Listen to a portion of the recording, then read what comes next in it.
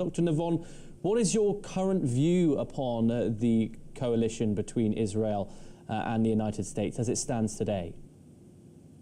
Well, first of all, I wouldn't say that President Trump and Prime Minister Netanyahu started a war against Iran. They reacted to a state of war which Iran has been nurturing for decades via its aggression throughout the Middle East, its proxies, and its nuclear program. Now, the military operation led by Israel and by the United States against the Islamic Republic of Iran and its nuclear program has achieved a lot, not everything, but a lot. And the level of cooperation between the United States and Israel was unprecedented. Now, definitely, there are also agreements between those very two close allies, but you shall notice that as Israel responded to Iran's aggression against its sovereign territory in the last few days, the United States did not object. In fact, the United States clearly recognizes that Israel, like any other country, has to react when it is being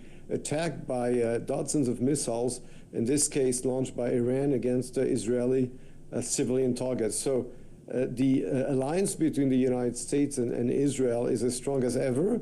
In spite of that, yes, there are disagreements.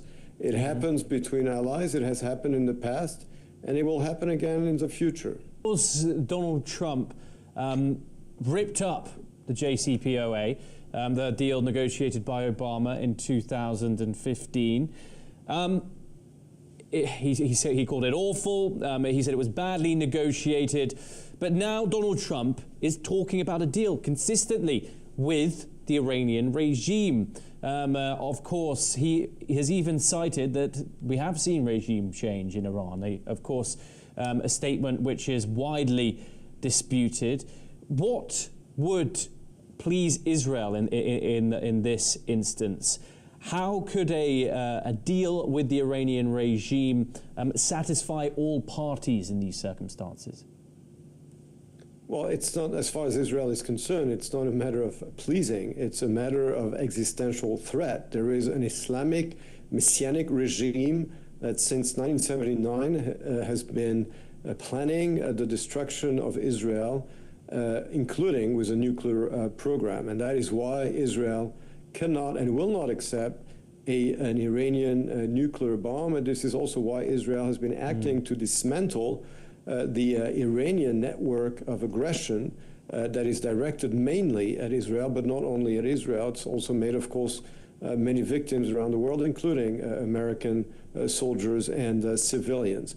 So that is an objective that is shared by Israel and by the United States, because, of course, as far as the United States is concerned, if Iran had a nuclear program, a nuclear bomb today, imagine what will be the leverage of Iran in the Strait of Hormuz. As it is today, the Iranians are able to hold the international economy hostage without a nuclear weapon. So imagine if Iran had a nuclear weapon, the United States would be barred from acting against it the same way that today it cannot act against North Korea because of North Korea's nuclear arsenal.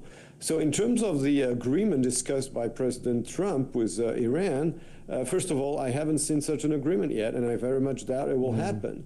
But I think the main reason why President Trump criticized the JCPOA is because all the JCPOA did was to basically push off Iran's ability to cross the threshold of a nuclear weapon. It did not bar Iran's access to a nuclear bomb. All it did was basically to push off this capacity of building a bomb by about 10 years.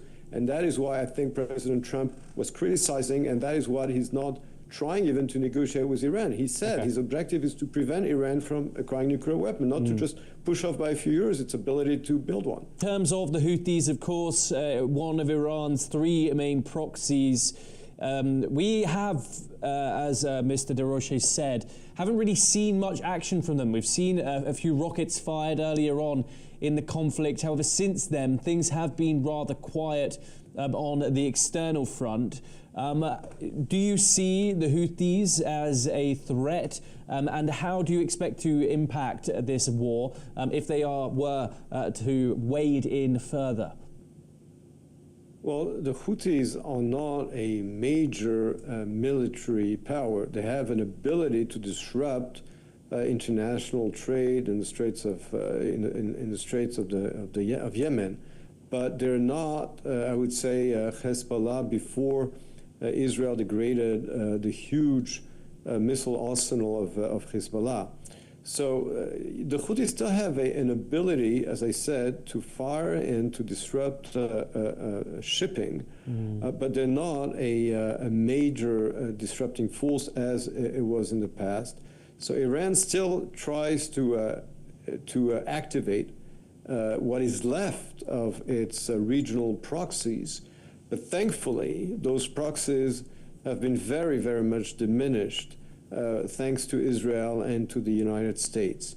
But as we know, the Houthis are still around, which is, by the way, a problem not only for international trade, but first and foremost for Yemen itself, because this is an Iranian proxy, which, just like Hezbollah in Lebanon, instead of contributing to building a country and to the welfare of its citizens, just uses its resources to target Israel, to target trade, to destroy a whole country in the service of the Islamic Republic of Iran.